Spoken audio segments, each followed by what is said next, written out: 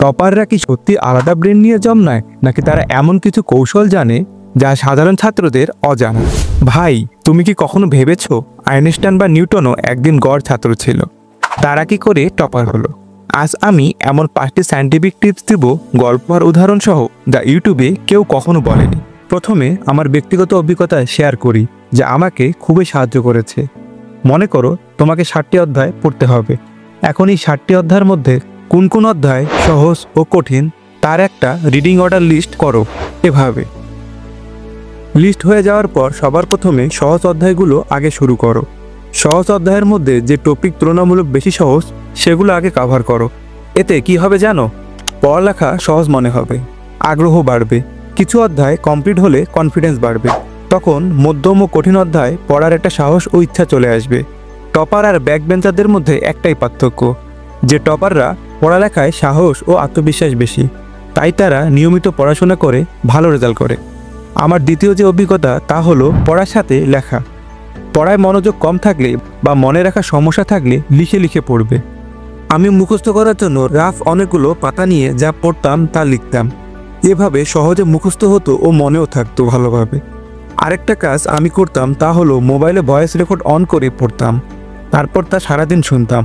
এই পদ্ধতি আমার বেশ কাজে দিয়েছে।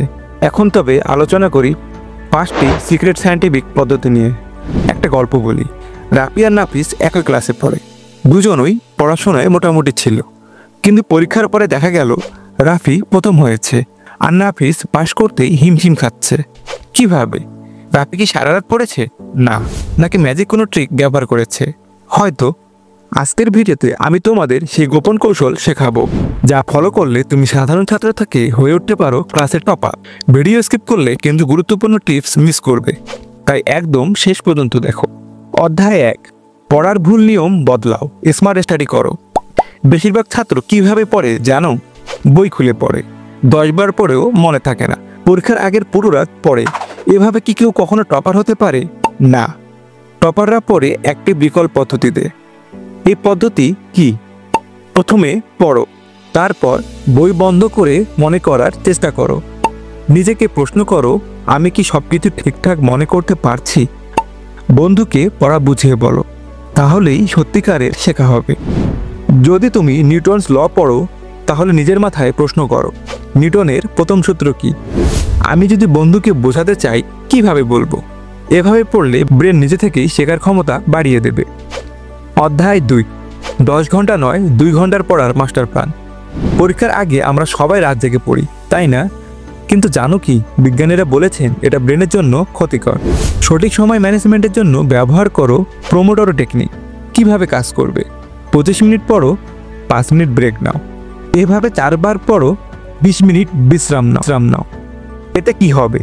পড়াশোনায় ফোকাস বাড়বে, ব্রেন ফ্রেশ থাকবে, বেশি পড়লেও ক্লান্ত লাগবে না। তোমার যদি অর্থনীতি পড়তে হয়, তাহলে 25 মিনিট ডিমান্ড সাপ্লাই পড়বে, 5 মিনিট হাঁটবে বা পানি খাবে, আবার 25 মিনিট পড়বে। এই টেকনিক ফলো করলেই দেখবে অল্প সময়ে অনেক বেশি শেখা সম্ভব। অধ্যায় 3, পড়া মনে রাখতে হলে মাইন্ড ম্যাপিং করো। তুমি কি কখনো বইয়ের বড় বড় অধ্যায় দেখে ভয় পেয়েছো?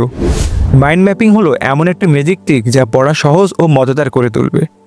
কি করতে হবে? একটা A4 পেপার নাও, মধ্যখানে মূল বিষয় লিখো, যেমন ফিজিক্স। এর চারপাশে ছোট ছোট নোট বা ড্রয়িং করো। জীববিজ্ঞান পড়লে প্রধান বিষয়ের নাম লিখবে, যেমন সেল স্ট্রাকচার। এর চারপাশে ছোট ছোট ছবি এঁকে নিউক্লিয়াস, সাইটোপ্লাজম, মাইটোকন্ড্রিয়া ইত্যাদি যোগ করো। এভাবে করলে বড় বড় তথ্য ছোট একটি ছবিতে বুঝতে পারবে। অধ্যায় 4, পরীক্ষার আগে পড়ার স্ট্র্যাটেজি। পরীক্ষার আগে তোমার মাথায় কি চলে? আমি কিভাবে পাস করব, তাই না? এটা কিন্তু টপারদের চিন্তা নয়। তারা এর পরিবর্তে ফেক এক্সাম দেয়। কিভাবে ফেক এক্সাম দেবে? নিজে নিজে প্রশ্ন তৈরি করো, সময় সেট করো এবং পরীক্ষা নাও। লিখে উত্তর দাও, কেবল মনে করার চেষ্টা করো না। টপারদের এটা গোপন মেথড, এটা 100% ট্রাই করো। অধ্যায় 5, 6 ঘন্টা ঘুম দিয়ে ব্রেন পাওয়ার ডাবল করো। তোমরা কি জানো, বেশি রাত জাগলে মস্তিষ্কের স্মৃতিশক্তি 30% কমে যায়। তাই বিজ্ঞানীরা বলেছেন 6 থেকে 7 ঘন্টা গভীর ঘুম নেওয়া বাধ্যতামূলক। রাতে 11টার আগে শুয়ে পড়ো আর ভোরে উঠে পড়ো। কেন এটা জরুরি? রাতে ঘুমানোর সময় ব্রেন মেমোরি স্টোর করে। যদি ভালো ঘুম না হয়, তাহলে আগের রাতের পড়াও ভুলে যাবে। এজন্য টপাররা গভীর রাতে পড়ে না, বরং তারা সকালে উঠে পড়ে। 7 দিনের চ্যালেঞ্জ, তুমি পারবে তো? এই ভিডিও দেখার পরে তোমার চ্যালেঞ্জ আগামী 7 দিন অ্যাক্টিভ রিকল প্র্যাকটিস করা, ফেক এক্সাম দেওয়া, পড়ার সময় ফোন দূরে রাখা। সাধারণ ছাত্ররা ভাবে বেশি সময় পড়লেই টপার হওয়া যাবে, কিন্তু টপাররা জানে কিভাবে স্মার্টলি পড়তে হয়। এই ভিডিওটি যদি ভালো লাগে অবশ্যই একটি লাইক করবে। তোমাদের লাইক এবং কমেন্টের উপর ডিপেন্ড করে আমরা পরবর্তীতে পার্ট 2 নিয়ে আসব। পার্ট 2তে কিন্তু আরও অনেক বেশি গোপন বা সিক্রেট ম্যাটার থাকবে, যা কেউ কখনো তোমাদের বলেনি। তাই কমেন্ট করে জানাও তোমার কি কি পরিবর্তন এসেছে।